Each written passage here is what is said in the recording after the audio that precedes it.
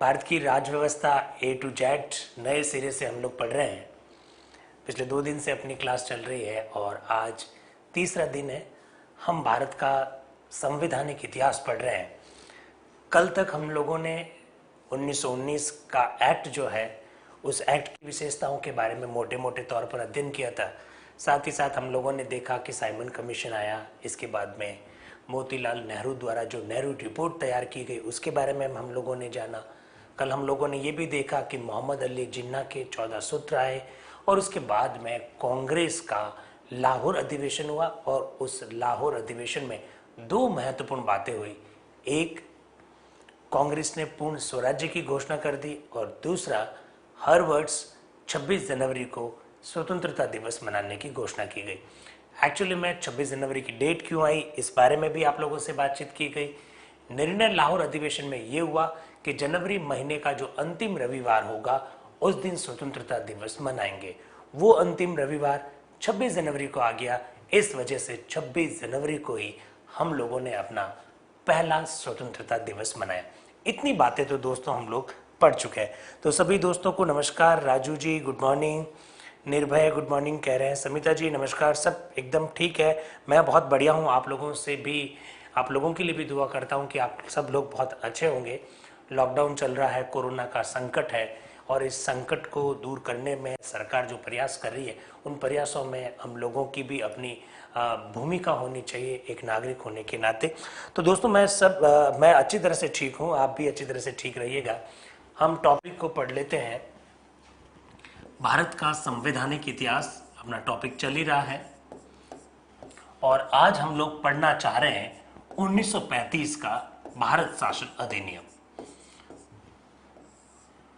दोस्तों याद रखिएगा, 1935 का अधिनियम अंग्रेजों के द्वारा जितने भी जो एक्ट बनाए गए उनमें सबसे बड़ा अधिनियम था। लेकिन 1935 के अधिनियम पर डायरेक्टली बात करने से पहले थोड़ा सा बैकग्राउंड तैयार करना जरूरी है, इससे आपके कॉन्सेप्ट क्लियर होंगे। तो जरा देखिएगा क्या क्या बातें हैं। हाँ किरण जी गुड मॉर्निंग, आप फिर कहेंगे कि मुझे विश नहीं किया, तो अब देख लेते हैं। 1935 का जो भारत शासन अधिनियम है उसको हम लोग पढ़ेंगे और उसको पढ़ने के लिए, उसको समझने के लिए मैंने कहा उसका बैकग्राउंड समझना जरूरी है। दोस्तों आप लोग जब स्वतंत्रता आंदोलन पढ़ते हैं इतिहास विषय के अंतर्गत तो आप लोगों को आइडिया होगा 1930, 1931 और 1932 इन 3 वर्षों में लगातार लंदन में राउंड टेबल कॉन्फ्रेंस का मतलब है गोल मेज सम्मेलन हुए। कॉन्सेप्ट हमेशा ध्यान रखिएगा, ये राउंड टेबल कॉन्फ्रेंस क्या होता है, गोल मेज सम्मेलन क्या, तो उसको रटने की कोशिश मत कीजिए। एक्चुअली में जब से कांग्रेस ने पूर्ण स्वराज्य की घोषणा कर दी और न केवल पूर्ण स्वराज्य की घोषणा की बल्कि अपना पहला स्वतंत्रता दिवस भी 26 जनवरी 1930 को जब कांग्रेस ने मना लिया तो ये अंग्रेजों के लिए एक बहुत बड़ी चुनौती थी। अंग्रेजों को चुनौती इस बात को लेकर थी कि क्योंकि कांग्रेस ने कह दिया कि अब हमको अधिराज्य नहीं चाहिए, अब हमको पूर्ण स्वराज्य चाहिए, पूर्ण स्वराज्य भी चाहिए और स्वतंत्रता दिवस भी मनाना शुरू कर दिया। तो अंग्रेजों ने सोचा कि अब इन लोगों से बातचीत की जानी चाहिए। निसंदेह रूप से कांग्रेस उस समय भारत का एक एम्ब्रेला ऑर्गेनाइजेशन था। एम्ब्रेला मतलब छाता संगठन जिसमें समाज के सभी समुदाय के लोगों का प्रतिनिधित्व होता था। हालांकि अंग्रेज हमेशा इस बात की कोशिश करते थे कि कांग्रेस को हिंदू संगठन ठहराया जाए और उन्होंने मुस्लिम लीग की जब स्थापना को बढ़ावा दिया तो उसके पीछे भी मुसलमानों को इसी तरह से भड़काया गया था। तो कांग्रेस से बात करनी थी, भारत के अलग अलग समुदायों से बातचीत करनी अंग्रेजों ने अब मुनासिब समझ लिया, अब जरूरी समझ लिया, क्योंकि परिस्थितियां डे बाय डे उनके हाथ से जा रही थी। ऐसी स्थिति में इंग्लैंड की सरकार ने लंदन में 3 गोलमेज सम्मेलन बुलाए। 1930, 31, 32 ये गोलमेज सम्मेलन जो होते थे 2.5-3 महीने चलते थे। सितंबर में स्टार्ट होते, दिसंबर तक चलते थे और इस गोलमेज सम्मेलन में भारत के कई लोगों ने पार्टिसिपेट किया। इनमें राजा महाराजा भी थे, इनमें कांग्रेस के लोग भी थे, इसमें दलित समुदाय के लोग भी थे, समाज के जो विभिन्न जो समुदाय के जो लोग थे उनका वहां पर प्रतिनिधित्व था। लेकिन 1930 में जो पहला गोलमेज सम्मेलन हुआ, उस गोलमेज सम्मेलन में कांग्रेस ने पार्टिसिपेट नहीं किया। कांग्रेस ने कहा हम आपसे किसी भी तरह की बातचीत करना नहीं चाहते हैं, हमको बस आजादी दे दीजिए, आप जाइए, हमको बातचीत नहीं करनी है आपको। 1930 का प्रथम गोलमेज सम्मेलन कांग्रेस के द्वारा बहिष्कार जब किया जाता है, और मैंने पहले से ही आपको कह दिया दोस्तों कि कांग्रेस उस समय भारत का सबसे बड़ा संगठन था, इसमें कोई दो राय नहीं है। और एम्ब्रेला ऑर्गेनाइजेशन जो शब्द का प्रयोग किया जाता है, छाता संगठन, वो शब्द उस समय की कांग्रेस के लिए एकदम सही प्रयुक्त होता है, क्योंकि कांग्रेस में उस समय मुस्लिम्स भी थे, दलित समुदाय का रिप्रेजेंटेशन भी था, एंग्लो इंडियंस भी थे, ईसाई भी थे, सिख भी थे, और हिंदू तो खैर थे ही थे। राजा महाराजा से संबंधित कुछ लोग भी थे, उद्योगपतियों का भी प्रतिनिधित्व था, कांग्रेस में मजदूरों का भी था, किसानों का भी था। तो कांग्रेस से बातचीत किए बिना भारत की समस्या पर कैसे बातचीत कर सकते थे? तो पहला कोई गोलमेज सम्मेलन खास सफल नहीं रहा। हालांकि डॉक्टर अंबेडकर ने उस समय दलित समुदाय का प्रतिनिधित्व करते हुए दलित समुदाय के बारे में कई सारी डिमांड्स रखी। 1931 में आप लोग जानते हैं दोस्तों, गांधी जी ये वो वर्ड्स है, 1916 में भारतीय राजनीति में प्रवेश किए, अब लगभग 15 वर्ष हो चुके थे। तो गांधी भारत की राजनीति में एक बहुत बहुत बड़े लीडर के रूप में उभर चुके थे। 1931 में गांधी और लॉर्ड इरविन के बीच में एक समझौता होता है, जिसे हम लोग गांधी इरविन समझौता कहते हैं, मार्च 1931 में। यह समझौता दोस्तों मार्च 1931 में होता है। ये जो समझौता है, इस समझौते की खास बात क्या है? तो इतिहास की दृष्टि से इसका बहुत महत्व है, लेकिन हम यहाँ एक दो बात करना चाहते हैं। गांधी इरविन समझौते के दो परिणाम निकले। कांग्रेस ने यह डिमांड रखी कि जितने भी जो पॉलिटिकल प्रिजनर्स हैं, जितने भी जो राजनीतिक बंदी हैं, उनको बरी किया जाए। आप लोग जानते हैं ये वो समय है जब सविनय अवज्ञा आंदोलन हुआ था, और उस दौरान बहुत सारे हजारों की संख्या में लोगों को गिरफ्तार कर दिया था अंग्रेजों ने। तो गांधी जी ने ये मांग रखी कि जो पॉलिटिकल जो प्रिजनर्स हैं, जो राजनीतिक जो बंदी है, उनको छोड़ा जाए। अंग्रेज इस बात को लेकर सहमत हो गए, लेकिन इसके बदले में अंग्रेजों ने कहा कि गांधी कांग्रेस की ओर से जो कांग्रेस की ओर से जो सेकंड राउंड टेबल जो कॉन्फ्रेंस लंदन में होने वाला है, उसमें गांधी पार्टिसिपेट करेंगे। गांधी ने इसके लिए हाँ भर दी। ये गांधी इरविन समझौता है। दोस्तों ये वही गांधी इरविन समझौता है जिसकी कई बार इस वजह से आलोचना की जाती है कि जो भगत सिंह और उनके साथियों को जो फांसी की सजा की जो डेट अनाउंस हो रखी थी, और इन लोगों के लिए गांधी जी ने डिमांड नहीं की, ऐसा अक्सर कहा जाता है। उसी गांधी इरविन समझौते की मैं बात कर रहा हूं। इस समझौते के तहत 1931 के राउंड टेबल कॉन्फ्रेंस में, जो कि सेकंड राउंड टेबल कॉन्फ्रेंस था, सेकंड राउंड टेबल कॉन्फ्रेंस जो कि लंदन में हुआ, हालांकि सारे सम्मेलन लंदन में ही हुए थे। इस सेकंड राउंड टेबल कॉन्फ्रेंस में गांधी ने पार्टिसिपेट किया। डॉक्टर अंबेडकर उन गिने चुने लोगों में से हैं जो तीनों राउंड टेबल कॉन्फ्रेंस में पार्टिसिपेट किए थे। बहुत ध्यान रखिएगा, डॉक्टर अंबेडकर का क्या व्यक्तित्व है, डॉक्टर अंबेडकर की क्या शख्सियत है, डॉक्टर अंबेडकर कानूनी मामलों में, विधि मामलों में कितने जानकार है, दुनिया के लोगों ने 1930, 1931 और 1932 के ये जो तीन राउंड टेबल कॉन्फ्रेंसेस जो लंदन में आयोजित की, उस समय डॉक्टर अंबेडकर के जो वक्तव्य आते थे, बड़े बड़े जो स्टेटमेंट आते थे, उससे दुनिया के लोगों को डॉक्टर अंबेडकर का क्या व्यक्तित्व है इसका परिचय प्राप्त हो गया था। गांधी ने कांग्रेस की ओर से भाग लिया और डॉक्टर अंबेडकर दलितों के प्रतिनिधि के तौर पर उस सम्मेलन में बुलाए गए थे। सेकंड राउंड टेबल कॉन्फ्रेंस में गांधी और डॉक्टर अंबेडकर के बीच में एक पेच फंस गया। और पेच क्या फंसा दोस्तों? हाँ गीता जी, आप सही कह रहे हैं कि कांग्रेस ने पार्टिसिपेट किया सेकंड राउंड टेबल कॉन्फ्रेंस में, एकदम बात सही है, उसी को हम लोग आगे ले जा रहे हैं। पेच इस बात के लिए फंसा क्योंकि मैं जब बात कर रहा था सांप्रदायिक निर्वाचन प्रणाली की, तो आप लोगों को दोस्तों सांप्रदायिक निर्वाचन प्रणाली में ये बताया गया था कि अलग अलग समुदाय के लिए कुछ निर्वाचन क्षेत्र स्थापित किए गए। वहां भले ही दूसरे समुदाय के लोग रहते हो, लेकिन पर्टिकुलर एक समुदाय के लोगों को ही वोट देने का अधिकार था। इस सांप्रदायिक निर्वाचन प्रणाली कहते हैं इसे। डॉक्टर अंबेडकर ने अपने बहुत सारे तर्क दिए सेकंड राउंड टेबल कॉन्फ्रेंस में, और उन्होंने ये बतलाने का प्रयास किया कि जो दलित है वो हिंदुओं का भाग नहीं है। दलित भी जिस तरह से मुस्लिम्स है, जिस तरह से सिख है, जिस तरह से ईसाई है, उस तरह से दलित भी एक अलग समुदाय है। जिस तरह से सिखों के लिए, ईसाइयों के लिए, मुस्लिम्स के लिए अलग सांप्रदायिक निर्वाचन प्रणाली बनाई है, अलग निर्वाचन क्षेत्र स्थापित किए गए, उसी तरह के निर्वाचन क्षेत्र दलितों के लिए भी स्थापित किए जाए। डॉक्टर अंबेडकर ने ये मांग रखी और इसके पीछे उन्होंने बहुत सारे तर्क दिए, लेकिन गांधी इस बात के लिए अड़ गए। गांधी ने कहा आपने मुसलमानों के लिए किया, आपने ईसाइयों के लिए सांप्रदायिक निर्वाचन प्रणाली लागू की, और उसके पीछे आपके जो लॉजिक है, आपके जो आधार है, वो आधार दलितों पर फिट नहीं बैठते हैं, क्योंकि दलित हिंदुओं का भाग है। ऐसा गांधी जी ने तर्क दिया। गांधी जी और डॉक्टर अंबेडकर के बीच में दलितों को सांप्रदायिक निर्वाचन प्रणाली में शामिल करने या नहीं करने के मुद्दे पर ये जो मतभेद हुए, इस मतभेद से सेकंड राउंड टेबल कॉन्फ्रेंस पूरी तरह से असफल हो गया। गांधी छोड़कर आ गए सेकंड राउंड टेबल कॉन्फ्रेंस को। गांधी भारत पहुंच गए। भारत जैसे ही बॉम्बे के बंदरगाह पर उतरे, गांधी जी को गिरफ्तार कर दिया गया। गांधी जी को गिरफ्तार करके पूना की यरवदा जेल में डाल दिया गया।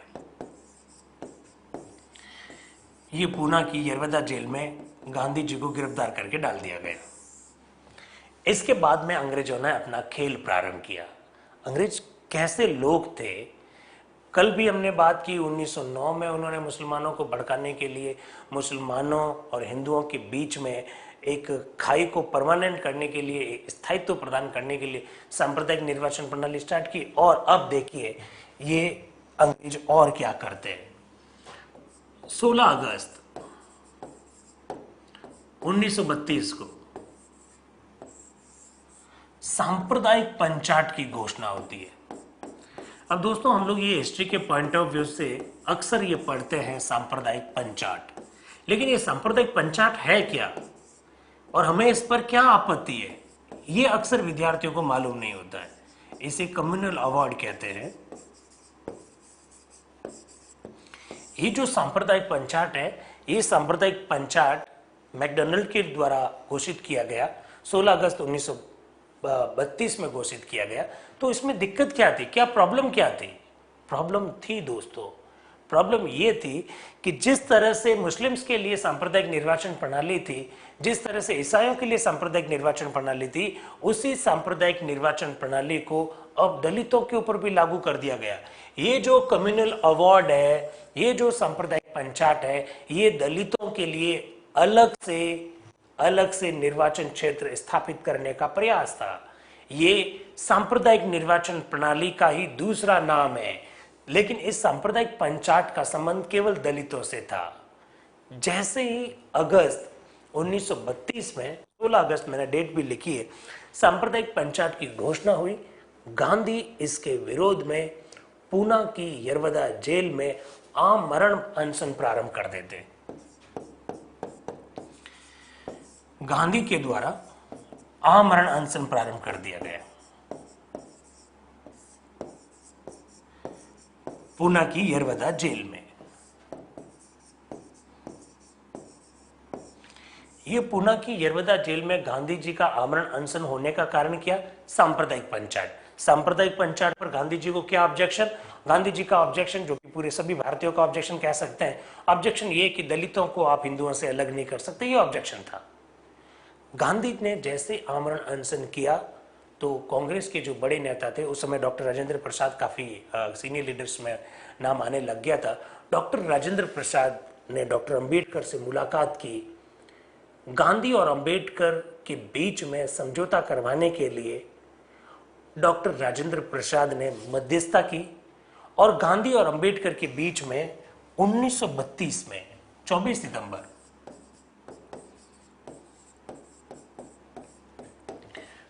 सितंबर 1932 में गांधी व अंबेडकर के बीच में पूना पैक्ट हुआ, पूना समझौता। ये गांधी व अंबेडकर के बीच हुआ। डॉक्टर राजेंद्र प्रसाद की मध्यस्थता में हुआ। अब कई बार विद्यार्थियों को यह फैक्ट तो पता है कि सांप्रदायिक पंचायत था, फिर पूना पैक्ट था, लेकिन ये है क्या एक्चुअली में? पूना पैक्ट में क्या हुआ? पूना पैक्ट में दो बातें हुई। एक, डॉक्टर अंबेडकर ने इस बात को स्वीकार किया कि ठीक है, दलितों के लिए सांप्रदायिक निर्वाचन प्रणाली की आवश्यकता नहीं है। डॉक्टर अंबेडकर अपनी पुरानी मांग से पीछे आ गए। उन्होंने कहा ठीक है, अगर आप ऐसा कहते हैं कि दलितों के उत्थान के लिए आप कुछ करने वाले हैं तो ठीक है, मैं मेरी सांप्रदायिक निर्वाचन प्रणाली को छोड़ता हूं। और इसके एवज में गांधी जी ने इस बात के लिए तैयारी कर दी। इस बात के लिए गांधी जी तैयार हो गए कि ओके, दलितों को भी विधानमंडल में, हमारी जो व्यवस्थापिका है उस व्यवस्थापिका में प्रतिनिधित्व दिया जाना चाहिए, और वो प्रतिनिधित्व आरक्षण के माध्यम से दिया जाएगा। दोस्तों, ये जो पूना पैक्ट गांधी जी के बीच में और डॉक्टर अंबेडकर के बीच में जो हुआ, इस पूना पैक्ट के द्वारा ही दलितों के लिए आरक्षण की व्यवस्था की गई। संसद में कह दीजिए, व्यवस्थापिका में कह दीजिए। भारत में वर्तमान में ये जो आरक्षण है, इस आरक्षण का आधार ये पूना पैक्ट ही है। दोस्तों याद कीजिएगा, अगर हमने सांप्रदायिक निर्वाचन प्रणाली को ढंग से नहीं देखा होता तो ये पूना पैक्ट क्या है और सांप्रदायिक पंचायत, कम्युनल अवार्ड क्या है, इन दोनों में अंतर क्या है, गांधी जी को क्या आपत्ति थी और पूना पैक्ट क्यों किया गया, ये बातें हरगिज भी समझ में नहीं आती। इस वजह से हमने ये सारी बातें देखी।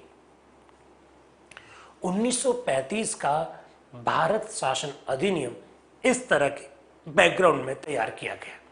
अब हमको पढ़ना है 1935 का भारत शासन अधिनियम क्या है। मैं आप लोगों के प्रश्न देख लेता हूं।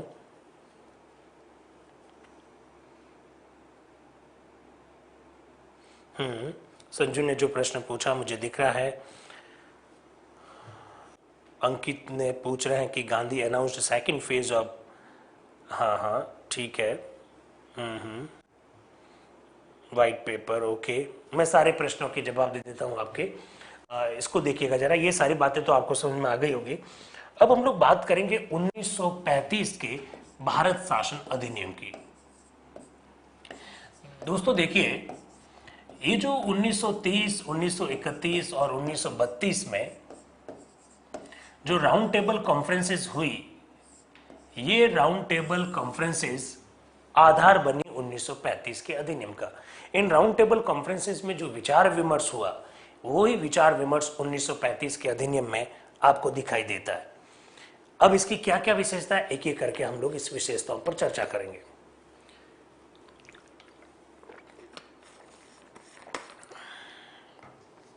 देखिए दोस्तों, पहली बात, इस अधिनियम की एक प्रस्तावना तो थी, लेकिन सबसे बड़ी बात है, इस अधिनियम की जो प्रस्तावना थी वो 1919 के अधिनियम की प्रस्तावना की कॉपी थी। बहुत ध्यान से सुनिएगा, ये सबसे महत्वपूर्ण विशेषता है, और ये जो विशेषता है, यही विशेषता 1935 के अधिनियम की आलोचना का सबसे बड़ा कारण है। 1919 के अधिनियम की प्रस्तावना को एज इट इज 1935 के अधिनियम में शामिल कर दिया गया था। और दोस्तों आप लोग जानते हैं, 1919 के अधिनियम की प्रस्तावना में उत्तरदायी शासन शब्द का उल्लेख था। और दोस्तों आप लोग ये भी जानते हैं कि 1929 के कांग्रेस के लाहौर अधिवेशन में कांग्रेस ने पूर्ण स्वराज्य की घोषणा कर दी। कांग्रेस पूर्ण स्वराज्य की बात कर रही है, और 1935 का जब अधिनियम बन रहा है, उस अधिनियम की प्रस्तावना में अभी भी ब्रिटिशर्स वही पुराना राग अलाप रहे हैं। कौन सा पुराना राग? कि हम आपके प्रति उत्तरदायी रहेंगे, जबकि कांग्रेस कह रही है कि हमको आजादी चाहिए। तो इस अधिनियम की ये पहली विशेषता है, प्रस्तावना। और प्रस्तावना के साथ प्रॉब्लम ये है कि ये 1935 के अधिनियम की खुद की कोई अलग से प्रस्तावना नहीं है। 1919 के अधिनियम की प्रस्तावना को एज इट इज ले लिया गया और यही सबसे बड़ा कारण बना 1935 के अधिनियम की आलोचना का। इस बात को ध्यान रखिएगा। आपसे इस तरह से प्रश्न पूछे जा सकते हैं, 1935 के अधिनियम का सबसे नकारात्मक बिंदु क्या था? नंबर 1, इसमें स्वराज की घोषणा नहीं की गई। नंबर 2, इसमें मौलिक अधिकार पर सीमाओं का उल्लेख था। नंबर 3, इसमें अवशेष शक्तियां गवर्नर जनरल को दे दी गई। नंबर 4, वो कुछ और ऑप्शन दे सकता है। आप ध्यान रखिएगा, 1935 के अधिनियम की सबसे बड़ी आलोचना ये थी कि इसमें अभी भी उत्तरदायी शासन जैसे शब्द का उल्लेख था, इसमें कहीं पर भी स्वराज शब्द का उल्लेख नहीं था। हमें आजादी चाहिए थी और 1935 के अधिनियम के द्वारा हमारी आजादी के बारे में कोई उल्लेख नहीं था। अंग्रेज हमारे इतनी सारी मांग, इतने बड़े आंदोलन करने के बावजूद भी अभी भी वो क्या कह रहे थे, हम आपके प्रति रिस्पॉन्सिबल रहेंगे। ये 35 के अधिनियम की पहली विशेषता। दूसरी बात, 1935 के अधिनियम की दूसरी विशेषता जो मुझे लगता है कि 1935 के अधिनियम का सबसे खूबसूरत पक्ष है, वो क्या था? जरा देखिएगा। इस अधिनियम के द्वारा भारत में एकदम क्लियर कट, पूर्ण रूप से संघात्मक शासन व्यवस्था का प्रावधान कर दिया गया। हालांकि आप लोगों को कल बता दिया गया कि 1919 के अधिनियम में ही संघात्मक शासन व्यवस्था की नींव डाल दी गई, लेकिन पूर्ण रूप से, स्पष्ट रूप से संघात्मक शासन व्यवस्था इस अधिनियम के द्वारा स्थापित की जा रही है। केंद्र और राज्यों के बीच में न केवल विषयों का बंटवारा किया जा रहा है, बल्कि कौन से विषय होंगे, कितने विषय होंगे, उस पर कानून किस तरह से बनाया जाएगा, उन सब पर विस्तार से इसमें चर्चा की गई। संघात्मक शासन व्यवस्था के साथ साथ प्रांतों को कई प्रकार की स्वायत्तता यानी ऑटोनॉमी दी गई इस अधिनियम के तहत। किस तरह से ऑटोनॉमी दी गई, हम लोग उसके बारे में बात करेंगे। तो आप थोड़ा ध्यान रखें, संघात्मक ढांचा जो आज के दिन में है उसकी जड़ें तो 1919 में है, लेकिन स्पष्ट रूप से संघात्मक शासन व्यवस्था 1935 के अधिनियम के द्वारा स्थापित की गई। 2, तीसरी बात, ये जो संघात्मक शासन व्यवस्था है, आप लोग दोस्तों जानते हैं कि संघात्मक शासन व्यवस्था की क्या खासियत होती है? आप बताइए जरा। फेडरल जो स्ट्रक्चर होता है उसकी क्या विशेषता होती है कि केंद्र सरकार होगी यानी संघ सरकार, राज्य सरकार होगी, केंद्र और राज्यों के बीच में विषयों का बंटवारा होगा। यही होता है संघात्मक शासन व्यवस्था में। इसके अंतर्गत भी केंद्र और राज्यों के बीच में विषयों का बंटवारा करते हुए 3 सूचियां बनाई गई। आप जरा देखिएगा, आज जो भारत का संविधान है, अनुच्छेद 246 आर्टिकल 246 अगर आप देखेंगे तो आपको मालूम पड़ेगा कि केंद्र और राज्यों के बीच में विषयों का बंटवारा करते हुए 3 सूचियां, ये पूरा का पूरा जो सूचियों का जो कॉन्सेप्ट है वो हमने 1935 के अधिनियम से लिया। और तीसरी जो अनुसूची है, तीसरी जो सूची है, उसे हम लोग समवर्ती सूची कहते हैं। ये पूरा ढांचा 1935 के अधिनियम की देन है। जिस तरह से हमारे यहाँ वर्तमान समय में संघ सूची है, उस समय संघ सूची थी। जिस तरह से हमारे यहाँ पर वर्तमान में संघ सूची में निर्धारित विषय, ठीक इसी प्रकार से उस समय की संघ सूची में 59 सब्जेक्ट्स थे, 59, 59। उस समय की राज्य सूची में 54 सब्जेक्ट्स थे और उस समय की समवर्ती सूची में 36 विषय थे।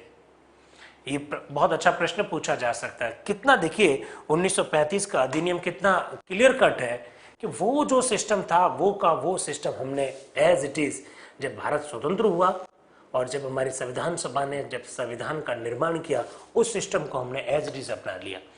तो 1935 के अधिनियम के अंतर्गत जो संघात्मक ढांचा स्थापित किया वो आपके सामने मैंने रखा। संघ सूची बनाई, 59 सब्जेक्ट्स दिए गए। उस संघ सूची के विषय पर उस समय की जो व्यवस्थापिका थी, जैसे आजकल संसद होती है, उस समय की जो व्यवस्थापिका थी वो व्यवस्थापिका संघ सूची के विषय पर कानून बनाती थी। राज्य सूची में 54 विषय थे। अलग अलग राज्य, उस समय 9 राज्य थे, अलग अलग राज्यों में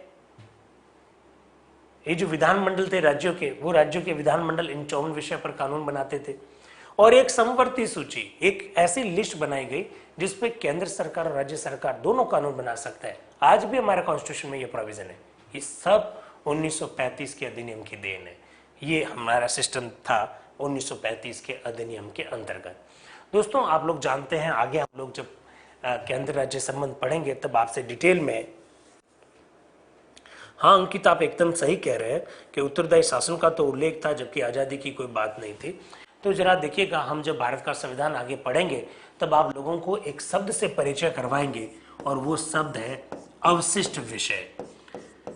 मेरा आप लोगों से ये प्रश्न है कि ये अवशिष्ट विषय क्या होते हैं। इसके लिए एक और शब्द चलता है अंग्रेजी का, दैट इज रेजिड्यूरी पावर्स। इसको कई बार डायरेक्टली इसी तरह से लिख देते हैं, रेजिड्यूरी पावर्स। Residuary powers. अवशिष्ट विषय क्या होता है, जरा बताइएगा। इस first time federalism word use in 1935। हाँ, ये कह सकते हैं, ऑब्वियसली एकदम सही बात कह रहे हैं। 1935 के अधिनियम के अंतर्गत ही इस शब्द का प्रयोग किया गया, हालांकि नींव 1919 में। लेकिन मेरा प्रश्न ये है कि अवशिष्ट विषय क्या होते हैं, ये जानना बहुत जरूरी है। टेक्निकल टर्म है। मेंस के एग्जाम जब होते हैं तो 15 शब्दों में और 20 शब्दों में अक्सर ऐसे प्रश्न आ जाते हैं। वर्तमान संविधान में ये शब्द लिखा हुआ है, लेकिन हम तो बात 1935 के अधिनियम की कर रहे हैं, और करना बहुत जरूरी है, क्योंकि राजस्थान के लोक सेवा आयोग के एग्जाम में, आरएस के एग्जाम में ये प्रश्न पूछा भी गया है। तो अवशिष्ट विषय क्या है, तो इसका जवाब दे रहे हैं, वह विषय जिनका उल्लेख तीनों सूचियों में नहीं है और भविष्य में सामने आएंगे, उन्हें अवशिष्ट विषय कहते हैं। एकदम सही कह रहे हैं, एकदम सही कह रहे हैं। ऐसे विषय जिनका उल्लेख तीनों सूचियों में नहीं है, संघ सूची में भी नहीं है, राज्य सूची में भी नहीं है, और समवर्ती सूची में भी नहीं है। कोई नया विषय भविष्य में पैदा हो सकता है। देखिए, जब संविधान का निर्माण किया जाता है तो सारे विषयों की आप एक साथ में कल्पना नहीं कर सकते। कोई नया विषय भी तो पैदा हो सकता है। जैसे अब कोरोना, आप देखिए नया विषय आ गया। कोरोना हमने कभी नाम ही नहीं सुना पहले, आज से 4 महीने पहले, लेकिन आया है नया विषय। जैसे साइबर क्राइम है। अब हमारा संविधान जब 1950 में बना, उस समय साइबर क्राइम जैसा कोई भी शब्द नहीं था। तो ऐसे विषयों पर कानून कौन बनाएगा? तो हमारे संविधान में भी कल्पना की गई, और 1935 के अधिनियम में भी इस शब्द का उल्लेख था। सबसे बड़ी बात क्या है दोस्तों? सबसे बड़ी बात, जरा मैं थोड़ा स्पीड को धीमे कर लेता हूं। सबसे बड़ी बात है कि संघ सूची के विषय पर आज के संविधान की बात करते हैं, संसद कानून बनाती है। राज्य सूची के विषय पर राज्य का विधानमंडल कानून बनाता है। समवर्ती सूची पर राज्य का विधानमंडल और संसद दोनों मिलकर कानून बना लेती है। और अवशिष्ट विषय के संदर्भ में भारत के संविधान का वर्तमान का जो अनुच्छेद है 248, अनुच्छेद 248 ये कहता है कि अवशिष्ट विषय जो है उस पर कानून बनाने की जो पावर है वो भारत की संसद के पास होगी। दोस्तों, हम वर्तमान का संविधान तो पढ़ नहीं रहे, हम तो 1935 का अधिनियम पढ़ रहे हैं। 1935 के अधिनियम के तहत अवशिष्ट विषय पर कानून बनाने की जो जिम्मेदारी थी वो गवर्नर जनरल के पास थी। अवशिष्ट विषय पर कानून बनाने की जो जिम्मेदारी है 1935 के अधिनियम के तहत गवर्नर जनरल के पास थी। वर्तमान में भारत के संविधान में ये पावर संसद को दी गई है। दोस्तों, ये जो प्रश्न पूछा गया है, शायद 2016 के आरएस के पेपर में प्रश्न पूछा गया, ऐसा प्रश्न पूछा गया। क्या प्रश्न पूछा गया? 1935 के अधिनियम के अंतर्गत गलत कथन को छांटिए। इसके तहत संघात्मक ढांचे की स्थापना की गई, एकदम सही। इसके तहत 3 सूचियां बनाई गई, एकदम सही। इसके तहत अवशिष्ट विषय पर कानून बनाने की जिम्मेदारी केंद्रीय व्यवस्थापिका को सौंपी गई, एकदम गलत। 1935 के अंतर्गत ये जिम्मेदारी किसको दी गई थी? गवर्नर जनरल को दी गई थी। ये सब चीजें समझने की आवश्यकता है दोस्तों, इसको बहुत ध्यान से याद रखना। ऐसे प्रश्न आगे भी बन सकते हैं, और इस तरह से भी बन सकता है कि 1935 के अधिनियम के अंतर्गत अवशिष्ट विषय किसके पास थे, ये सीधा प्रश्न बन सकता है। केंद्रीय व्यवस्थापिका के पास, नंबर 1। नंबर 2 राज्य की व्यवस्थापिका के पास, नंबर 3 गवर्नर जनरल के पास, नंबर 4 अवशिष्ट विषयों का उल्लेख 1935 के अधिनियम में था ही नहीं। ऐसा भी तो प्रश्न बन सकता है, इसलिए बहुत बहुत बारीकी से ये समझने की आवश्यकता है। तो इसको भी आप थोड़ा सा ध्यान रखेंगे, बहुत अच्छे प्रश्न बन सकते हैं। यहाँ विषय की जो संख्या है वहां से भी प्रश्न बन सकता है, तो उसको भी आप ध्यान रखें। तो दूसरी विशेषता के रूप में हमने देखा संघात्मक ढांचा। आप लोगों को समझ में आ रहा होगा। मैं आपके प्रश्न भी देख लेता हूँ। हाँ, निर्भय कह रहे हैं ऐसे विषय जो तीनों सूचियों में नहीं हो। गीता कह रही है कि तीनों सूची में शामिल सब्जेक्ट, अरे तीनों सूची में शामिल सब्जेक्ट नहीं, तीनों सूची में शामिल नहीं है जो विषय, वो अवशिष्ट विषय कहला रहे हैं। हाँ, किरण कह रही है कि सरघोषी मदरवाला, हाँ, इन सारे जो विषय है हम उम्मीद ही नहीं कर सकते थे 1950 में। तो ऐसे विषय जिनकी कल्पना अब हम लोग नहीं कर सकते, ऐसे विषय जिनका उल्लेख तीनों सूचियों में नहीं है, ऐसे विषय जो भविष्य में पैदा होने वाले, वो सारे विषय अवशिष्ट विषय कहलाते हैं। और उन विषयों पर कानून बनाने की जिम्मेदारी वर्तमान संविधान में संसद के पास है, और उस समय किसके पास थी? गवर्नर जनरल के पास थी। तो ये सब बातें आपको याद रहेगी। तो आपको समझ में आ रहा है। तीसरा पॉइंट देखिए जरा,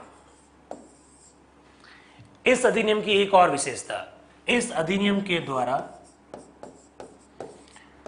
भारत में पहली बार एक अखिल भारतीय संघ, ऑल इंडिया यूनियन। अब देखिए दोस्तों, 2 दिन से आपसे चर्चा कर रहा हूं, और 2 दिन से चर्चा करते हुए मैं आपको ये कह रहा हूं कि आप अगर इस अंतर को समझ गए कि देशी भारत क्या होता है और ब्रिटिश भारत क्या होता है, तो आपको समझने के आगे के आने वाले जो मुद्दे हैं वो समझने काफ़ी आसान हो जाएंगे। और ऐसा ही मुद्दा आपके सामने आ गया है। तीसरा जो विशेषता है वो है 1935 के अधिनियम की। मेरे हिसाब से सबसे महत्वपूर्ण विशेषता यही है। और क्या है? इसके द्वारा अखिल भारतीय संघ की स्थापना का प्रावधान किया गया।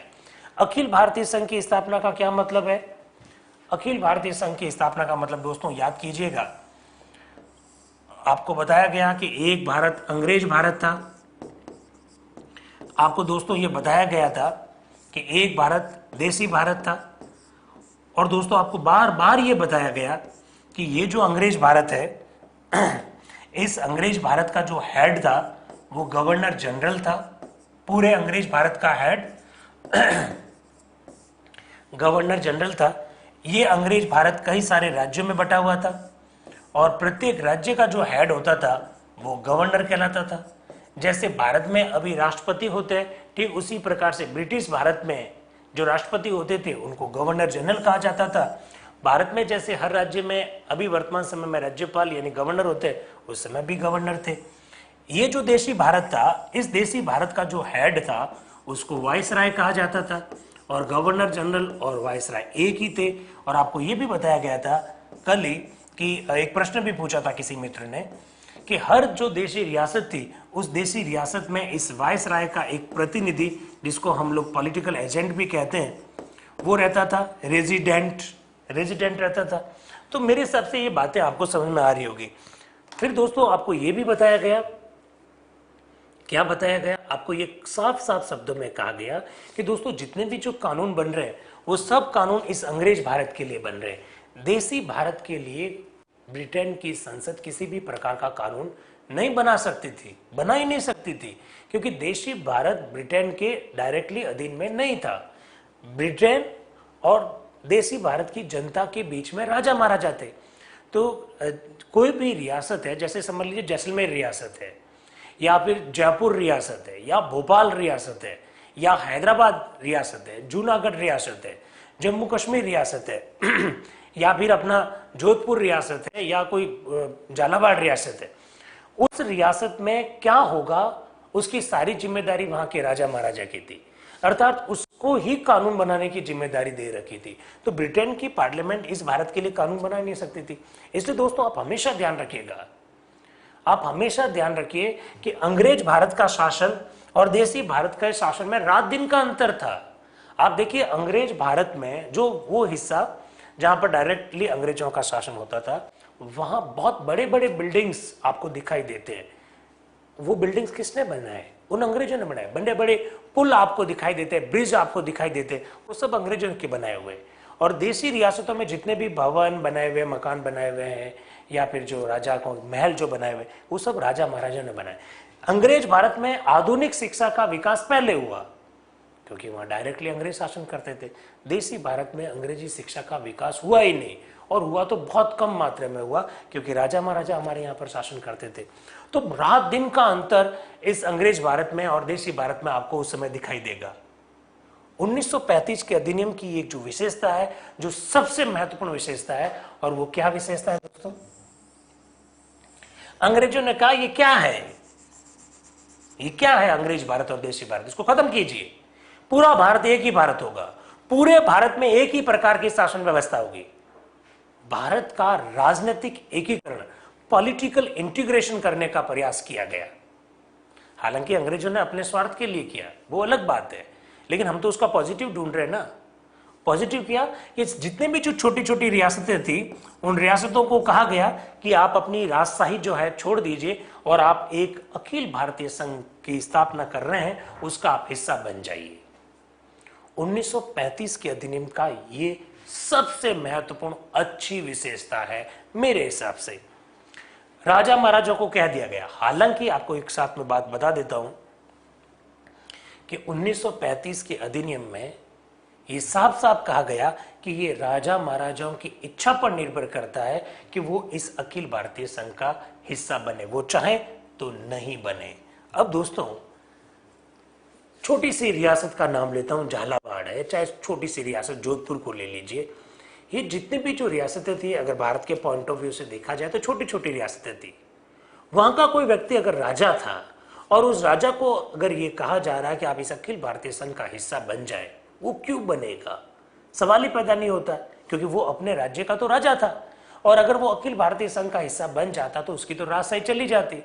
और तुरुप का पत्ता ऊपर से ये था कि ये आपकी इच्छा पर छोड़ा गया था कि आप चाहे तो हिस्सा बने, आप चाहे तो हिस्सा नहीं बने। राजा महाराजाओं ने पूरी तरह से अनिच्छा, मतलब पूरी तरह से अनुचुक थे। राजा महाराजा ने इस व्यवस्था का विरोध किया। फलस्वरूप 1935 के अधिनियम का जो सबसे खूबसूरत पक्ष भारतीयों की दृष्टि से था, वो लागू नहीं हो पाया। दोस्तों, ये प्रश्न पूछा जा चुका है आरएस के एग्जाम में ही। क्या प्रश्न पूछा गया कि 1935 के अधिनियम में उल्लेखित अखिल भारतीय संघ की स्थापना क्यों नहीं हुई? क्यों नहीं हुई? क्योंकि राजा महाराजाओं ने इसका क्या किया? विरोध किया। इस वजह से इसकी स्थापना नहीं हो पाई। लेकिन दोस्तों, एक बहुत महत्वपूर्ण जो विशेषता है, हम 1935 के अधिनियम की अभी आलोचना भी करेंगे। नेहरू जी ने आलोचना की, मोहम्मद अली जिन्ना ने आलोचना की, और भी कुछ लोगों ने आलोचना की।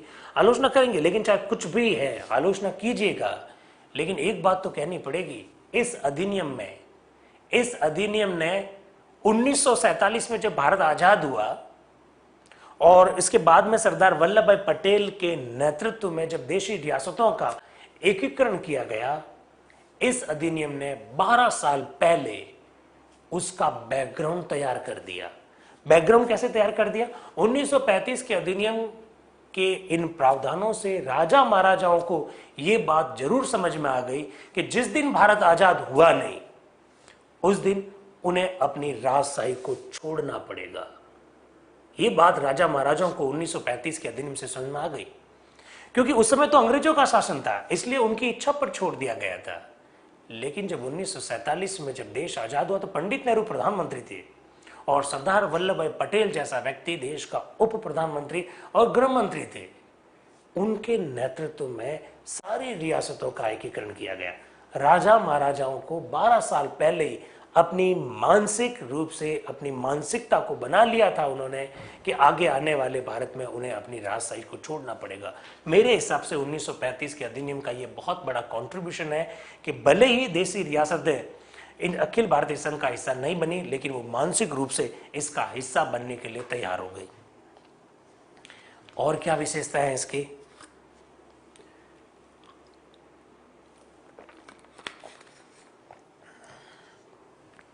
देखिए, हम लोगों ने देखा कि 1919 के अधिनियम के द्वारा प्रांतों में दोहरा शासन स्थापित किया गया। और दोहरा शासन का मतलब आप समझ गए, प्रांतों में दोहरा शासन। आपको बताया गया कि ये गवर्नर जनरल था पूरे ब्रिटिश भारत का हेड के रूप में। इसके बाद में उनके नीचे बहुत सारे गवर्नर थे, ये आपको बताया गया। हर राज्य में एक गवर्नर होता था। 1919 के एक्ट में यह प्रावधान किया गया कि गवर्नर को जो काम दिए गए, गवर्नर जनरल और गवर्नर के बीच में कामों का बंटवारा हुआ, और गवर्नर को जो काम दिए गए, गवर्नर ने उन कामों को दो भागों में बांट दिया। उसमें से एक भाग था आरक्षित विषय, यानी गवर्नर ने कुछ विषय अपने पास रखे, उसे तो कहा गया आरक्षित विषय। और दूसरा काम था हस्तांतरित विषय। गवर्नर ने भारत की जनता के जो जनप्रतिनिधि थे उन्हें कुछ विषय सौंप दिए, उन्हें कहा गया हस्तांतरित विषय। तो आरक्षित विषय और हस्तांतरित विषय ये हमने कल पढ़ा था, ये था प्रांतों में दोहरा शासन। 1935 के अधिनियम के द्वारा प्रांतों में ये जो दोहरा शासन था, इस दोहरे शासन को, प्रांतों में जो दोहरा शासन था, इस दोहरे शासन को 1935 के अधिनियम के द्वारा समाप्त कर दिया गया। और 1935 के इसी अधिनियम के द्वारा प्रांतों में दोहरे शासन को समाप्त करके इसको केंद्र में लागू कर दिया गया। विद्यार्थी अक्सर ये पढ़ता है, लेकिन उसे ये बात समझ में नहीं आती है कि केंद्र में दोहरा शासन लागू करने का क्या मतलब है। केंद्र में दोहरा शासन लागू करने का मतलब है कि जो गवर्नर जनरल था, गवर्नर जनरल के जो कार्य थे उसे दो भागों में बांट दिया गया। गवर्नर जनरल ने कुछ कार्य अपने पास रखे, उसे आरक्षित यानी रिजर्व कार्य कहा गया, और गवर्नर जनरल ने कुछ कार्य भारत की जनता के जो जनप्रतिनिधि थे उनको हस्तांतरित कर दिया, उसे ट्रांसफर्ड सब्जेक्ट्स कहा गया। तो प्रांतों में दोहरा शासन समाप्त होगा और केंद्र में दोहरा शासन प्रारंभ हो जाएगा 1935 के भारत शासन अधिनियम के द्वारा। ये इसकी चौथी विशेषता है। मैं मान के चल रहा हूं कि आप लोगों को ये बात जरूर समझ में आ रही होगी। अब आते हैं नेक्स्ट पॉइंट।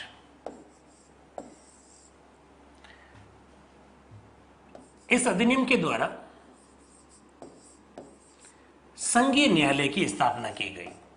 अब आप मुझसे पूछेंगे ये क्या शब्द है? अंग्रेजी में शब्द है फेडरल कोर्ट। आप अंग्रेजी और हिंदी दोनों ध्यान रखिएगा, क्योंकि ये सीधा डायरेक्ट भी पूछा जा सकता है फेडरल कोर्ट। आप कहेंगे मुझसे कि अभी तक हमने सुप्रीम कोर्ट पढ़ा, अभी हमने हाई कोर्ट भी पढ़ रखा है, लेकिन ये फेडरल कोर्ट क्या शब्द होता है, ये तो कभी आज तक देखा ही नहीं है। यस, हम लोगों ने जब 2 दिन पहले परसों 1773 का जब रेगुलेटिंग एक्ट पढ़ा था, तो उस समय आपको एक शब्द से परिचय करवाया था, और वो शब्द था सुप्रीम कोर्ट। आप लोगों को कहा गया कि कलकत्ता में सुप्रीम कोर्ट की स्थापना का प्रावधान किया गया। हालांकि वो सुप्रीम कोर्ट 1774 में कलकत्ता में स्थापित हुआ, ये आपको बताया गया। आप कहेंगे फिर ये क्या था? दोस्तों, ये सुप्रीम कोर्ट नहीं था। 1935 के अधिनियम के अंतर्गत जिस कोर्ट की स्थापना की गई वो सुप्रीम कोर्ट नहीं था, वो संघीय न्यायालय था, वो फेडरल कोर्ट था। आप मुझसे प्रश्न पूछेंगे कि सुप्रीम कोर्ट और फेडरल कोर्ट में फर्क क्या है? देखिए दोस्तों, सुप्रीम कोर्ट देश का सबसे बड़ा कोर्ट होता है। सुप्रीम कोर्ट शब्द से स्पष्ट है, अपेक्स कोर्ट होता है। देश का जो सर्वोच्च जो कोर्ट होता है, सर्वोच्च जो न्यायालय होता है, उसको हम लोग सुप्रीम कोर्ट कहते हैं। सुप्रीम कोर्ट हम उस कोर्ट को कहते हैं जिसके द्वारा अगर कोई निर्णय दिया जाता है तो उस निर्णय के विरुद्ध में कहीं और अपील का प्रावधान नहीं होता है, तो उसे हम लोग सुप्रीम कोर्ट कहते हैं। 1773 के रेगुलेटिंग एक्ट से 1774 में जो कलकत्ता में सुप्रीम कोर्ट स्थापित हुआ, वो सुप्रीम कोर्ट था, लेकिन 1935 के अधिनियम से स्थापित जो कोर्ट था वो देश का सबसे बड़ा कोर्ट था, लेकिन इसके बावजूद भी फेडरल कोर्ट था, वो सुप्रीम कोर्ट नहीं था। उसका कारण क्या था? ये फेडरल कोर्ट जो भी निर्णय देता था, ये फेडरल कोर्ट जो भी निर्णय देता था, उस निर्णय के विरुद्ध में अपील जो है वो लंदन की प्रीवी काउंसिल में हो सकती थी। इस फेडरल कोर्ट के निर्णय के विरुद्ध अपील जो है लंदन की प्रीवी काउंसिल में हो सकती थी। ये प्रीवी काउंसिल इंग्लैंड में कोर्ट का ही काम करता था और वहां पर जब आप अपील कर सकते थे, जब किसी देश के सबसे बड़े कोर्ट के निर्णय के विरुद्ध में अगर आप कहीं अपील और देश में करते हैं तो ऐसी स्थिति में, किसी और संस्थान में करते हैं तो ऐसी स्थिति में आप उसे सुप्रीम कोर्ट नहीं कहेंगे। इस वजह से ये फेडरल कोर्ट ही था। इस बात को आप थोड़ा सा ध्यान रखें। एक प्रश्न पूछा, प्रांतों में दोहरा शासन खत्म करने की क्या जरूरत थी, ऐसा क्यों किया गया? बहुत अच्छा प्रश्न है अंकित जी। 1919 के अधिनियम में जब प्रांतों में दोहरा शासन स्थापित किया गया तो जो विषय का बंटवारा गवर्नर ने किया और कुछ विषय अपने पास रखे और कुछ विषय व्यवस्थापिका में जो लोग चुनकर आए जनप्रतिनिधि उनको दिया, इससे बहुत सारी प्रॉब्लम खड़ी हो गई। और सबसे बड़ी प्रॉब्लम खड़ी हुई उत्तरदायित्व की, रिस्पॉन्सिबिलिटी की। कौन सा कार्य कौन करेगा, गवर्नर करेंगे या जनप्रतिनिधि करेंगे, इसको लेकर बहुत सारी दिक्कत हुई। आप मुझसे कहेंगे कि विषयों का बंटवारा जब कर दिया गया तो ऐसी स्थिति में दिक्कत होने का तो सवाल ही पैदा नहीं होता। दिक्कत क्यों नहीं हो दोस्तों? मैं आपको एक एग्जाम्पल देता हूं, उससे आपको बात क्लियर हो जाएगी। जैसे उदाहरण है केवल, जैसे सड़क बनाने का काम सड़क बनाने का काम मैं कर रहा हूं और पानी की व्यवस्था का काम आप कर रहे हैं। ये दोनों के कार्यों का बंटवारा हो गया। मैंने सड़क बना ली, 2 दिन बाद में आपने पाइपलाइन बिछाने के लिए सड़क को तोड़ दिया। अब आप अपनी पाइपलाइन, आपका काम है लोगों को पानी की व्यवस्था करना, लोगों को पानी उपलब्ध करवाना, इसलिए आपने सड़क तोड़ी। और मेरा काम है लोगों को परिवहन की सुविधा उपलब्ध करवाना है, तो सड़क उपलब्ध करवाना बहुत जरूरी है। अब सड़क जो टूट गई उसकी रिस्पॉन्सिबिलिटी किसकी है, मेरी है या आपकी है? इस बात को लेकर झगड़ा। ऐसा ही झगड़ा 1919 में प्रांतों में जो दोहरा शासन स्थापित किया गया उसको लेकर हुआ। कौन से कार्य की रिस्पॉन्सिबिलिटी किसकी होगी? गवर्नर की होगी या जनप्रतिनिधि, जो जनता से जो चुनकर जो लोग आए उनकी होगी? इस बात को लेकर झगड़ा हुआ। दूसरा, हमारे जो जनप्रतिनिधि चुनाव में जो जीत कर आए उनके साथ एक दिक्कत खड़ी हो गई। जो जनता के प्रतिनिधि जो चुनाव में जीत कर आए उन्हें कुछ काम तो दे दिए गए गवर्नर के द्वारा, लेकिन उनके अंडर में जो प्रशासनिक अधिकारी जो काम करते थे वो उनका कहना नहीं मानते थे। जैसे मैं आपको एक एग्जांपल दे रहा हूं, बहुत ध्यान से सुनिएगा, कि जैसे राजस्थान एक राज्य है और हमारे यहाँ पर इतने सारे राजस्थान सरकार के मंत्री है। ये मंत्री जो है जनप्रतिनिधि हैं।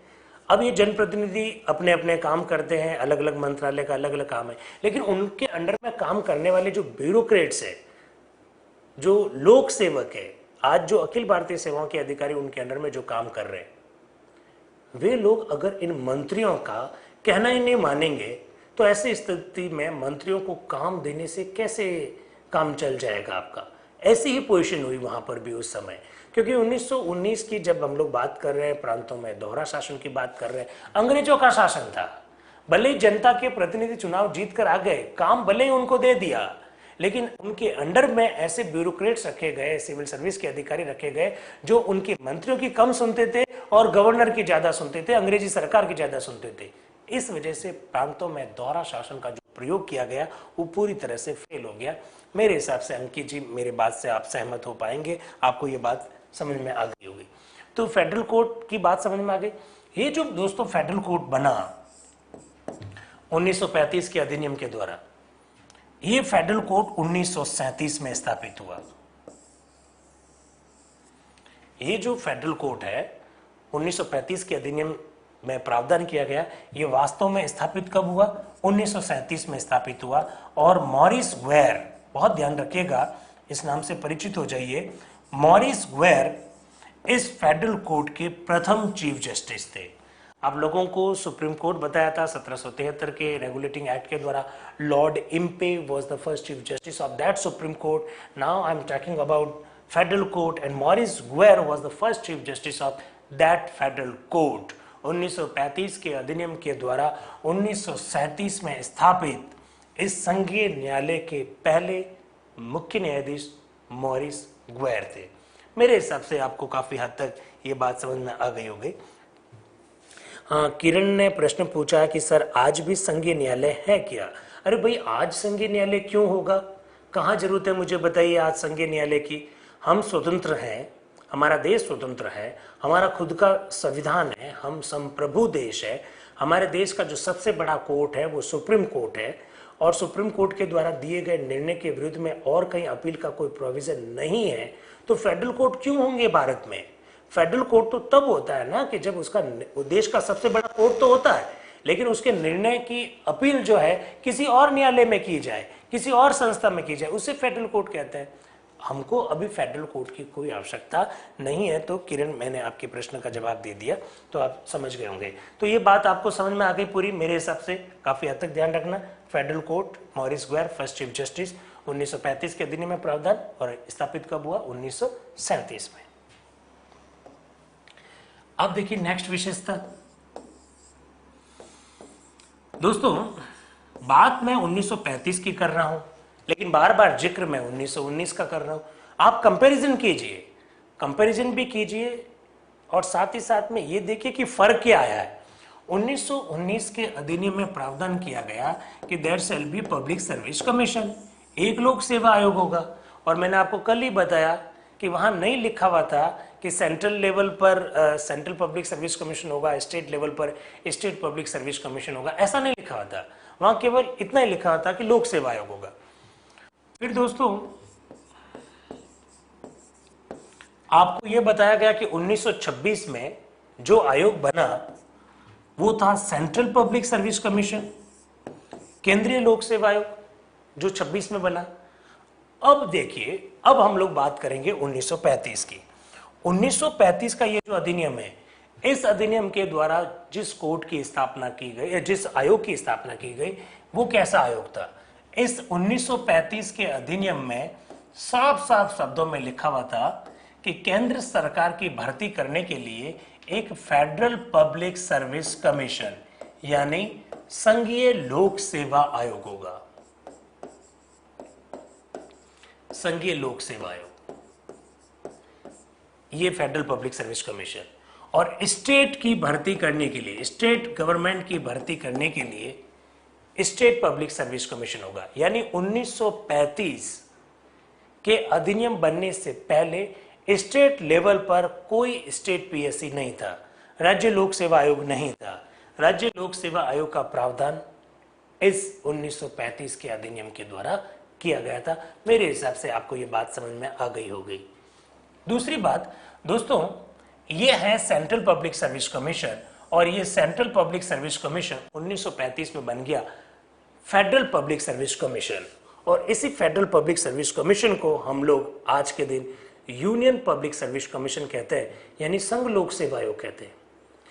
केंद्रीय लोक सेवा आयोग से संघीय लोक सेवा आयोग, संघीय, और संघीय से संघ लोक सेवा आयोग। देखिए कितने शब्द चेंज हुए, पहले बना केंद्रीय, फिर बना संघीय, और अब है संघ लोक सेवा आयोग, जो कि भारतीय संविधान के अनुच्छेद 315 में उल्लेखित है। इनमें क्या फर्क आया? फर्क को जरा देखिए। केंद्रीय लोक सेवा आयोग जो 1926 में बना, वो केंद्र सरकार और राज्य सरकार दोनों के लिए भर्ती करने का काम करता था, 1926 वाला। 1935 में जो संघीय लोक सेवा आयोग का प्रावधान किया गया, वो केवल और केवल भारत सरकार यानी केंद्रीय सरकार के लिए भर्ती करने का काम करता था, राज्य सरकारों के लिए भर्ती नहीं करता था, क्योंकि राज्य सरकारों के लिए अलग से स्टेट पब्लिक सर्विस कमीशन बना दिया गया। और आज का जो 1950 का जो संविधान लागू हुआ, अनुच्छेद 315 के अंतर्गत जो आयोग बना, वो है संघ लोक सेवा आयोग, यूनियन पब्लिक सर्विस कमीशन। क्या फर्क आया इन सब में? यूनियन पब्लिक सर्विस कमीशन जो आज का है, वो मुख्यतया भर्ती भारत सरकार के लिए ही करता है। लेकिन दोस्तों, अगर कोई राज्य सरकार रिक्वेस्ट करती है कि हमसे भर्ती नहीं हो पा रही है, तो संघ लोक सेवा आयोग राज्य सरकार के लिए भी भर्ती करने का काम कर सकता है। सेंट्रल पब्लिक सर्विस कमीशन जब था, तब राज्यों के लिए भर्ती करता ही था, संघीय राज्यों के लिए भर्ती नहीं करता था। और संघ लोक सेवा आयोग अगर आवश्यकता हो तो कर सकता है। तीनों शब्दों की यात्रा किस प्रकार से रही, वो मैंने आपके सामने रखी। तो मेरे हिसाब से आपको ये बात समझ में जरूर आई होगी। यहां तक क्लियर है।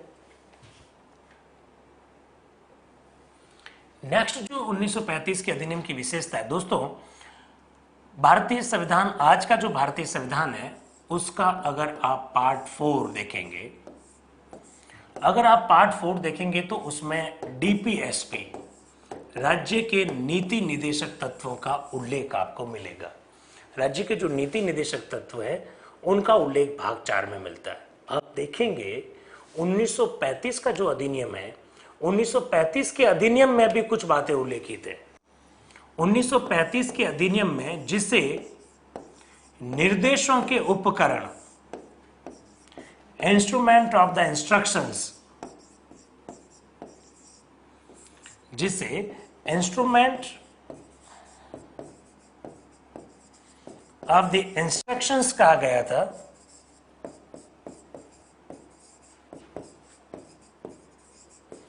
इंस्ट्रूमेंट्स ऑफ द इंस्ट्रक्शंस कहा गया था, इसी को वर्तमान संविधान में राज्य के नीति निदेशक तत्व कहा जाता है। वर्ष 2010 सिविल सर्विस के पेपर में यह प्रश्न पूछा जा चुका है। क्या प्रश्न था? 1935 के अधिनियम में उल्लेखित निर्देशों के उपकरण को वर्तमान संविधान में कहा जाता है। आंसर, राज्य के नीति निदेशक तत्व। तो ये सारी बातें 1935 के अधिनियम में भी उल्लेखित थी। और साथ में साथ दोस्तों, आज हमारे देश का जो बैंकर्स बैंक कहलाता है, बैंकों का जो बैंक कहलाता है, वो है reserve bank of India, RBI. 1935 के अधिनियम के तहत रिजर्व बैंक ऑफ इंडिया की भी स्थापना की गई। ये जो आरबीआई आपको नजर आता है, इसका प्रावधान 1935 के अधिनियम में कर दिया गया था। इवन रेलवे से किराए के संदर्भ में जो प्राधिकरण है, रेलवे जो ट्रिब्यूनल्स हैं, उसकी भी स्थापना का प्रावधान 1935 के अधिनियम में किया गया। तो आप अंदाज लगा सकते हैं कि 1935 का जो भारत शासन अधिनियम है वो कितना महत्वपूर्ण अधिनियम है। इसमें बहुत सारी विशेषताएं, और उस समय जो ब्रिटिशर्स ने जो जितने भी जो एक्ट बनाए अब तक 1935 तक, उसमें सबसे बड़ा अधिनियम भी यही 1935 था। 1935 के अधिनियम के द्वारा और भी कुछ काम किए गए। अक्सर आप लोग देखते हैं कि भारत से बर्मा को अलग किया गया, तो कई बार मित्र मुझसे प्रश्न पूछते हैं, सर भारत से बर्मा को अलग किया गया तो क्या जैसे पाकिस्तान भारत का पहले हिस्सा था, ठीक उसी प्रकार से क्या बर्मा भी भारत का हिस्सा था? ऐसा नहीं है। एक्चुअली में अंग्रेजों की जब सरकार थी यहाँ पर, तो ब्रिटिशर्स जब भी हमारे लिए कोई कानून बनाते थे तो वो भारत और बर्मा दोनों के लिए बनाते थे, साथ एक ही कानून बनाते थे। बर्मा पर भी उनका शासन था, लेकिन 1935 के अधिनियम से अब बर्मा को भारत से क्या कर दिया गया? अलग कर दिया गया। इसका मतलब यह है कि अब बर्मा के लिए ब्रिटेन की पार्लियामेंट जो है अलग से कानून बनाएगी, ये प्रावधान किया गया। तो ये सारी बातें मुझे लगता है कि हमको समझने की आवश्यकता है। बहुत अच्छे प्रश्न बनते हैं 1935 के अधिनियम के बारे में। अब देखिए 1935 का ये जो अधिनियम है उसके बारे में कमेंट्री पंडित नेहरू ने पुस्तक लिखी discovery of the India. Pandit Nehru ने जो पुस्तक लिखी है नाम है डिस्कवरी ऑफ द इंडिया। इस पुस्तक में 1935 के अधिनियम की उन्होंने कटु आलोचना की। पंडित नेहरू उस समय भी कांग्रेस के बहुत बड़े लीडर बन चुके थे, जिन वर्षों की हम लोग बात कर रहे हैं। डिस्कवरी ऑफ इंडिया में पंडित नेहरू ने इस अधिनियम की आलोचना करते हुए दो शब्दों का प्रयोग किया, दो कथन दिए हैं, दो कथन उन्होंने बोले। एक तो उन्होंने कहा यह दास्ता का अधिकार पत्र है, दास्ता का अधिकार पत्र। अब दोस्तों आप मुझसे प्रश्न पूछेंगे कि यह क्या बात हुई। देखिए अगर आप ध्यान से मेरी बात को समझ पा रहे हैं तो एक शब्द लिखा हुआ है अधिकार पत्र और दूसरा लिखा है दास्ता यानी गुलामी। दोस्तों अगर ढंग से देखें तो ये दोनों कॉन्ट्राडिक्टरी है, दोनों विरोधाभासी शब्द है। अधिकार जहां होते हैं वहां गुलामी नहीं हो सकती और जहां गुलामी होती है वहां अधिकार नहीं हो सकते। और पंडित नेहरू ने डिस्कवरी ऑफ द इंडिया में 1935 के अधिनियम में के बारे में यह कहा कि ये तो गुलामी का अधिकार पत्र है। ऐसा क्यों कहा दोस्तों, इसको समझिए जरा। अधिकार पत्र तो इसलिए कहा क्योंकि 1935 के अधिनियम में बहुत सारी ऐसी बातों का उल्लेख था जो आज भी भारत के संविधान में दिखाई दे रही है।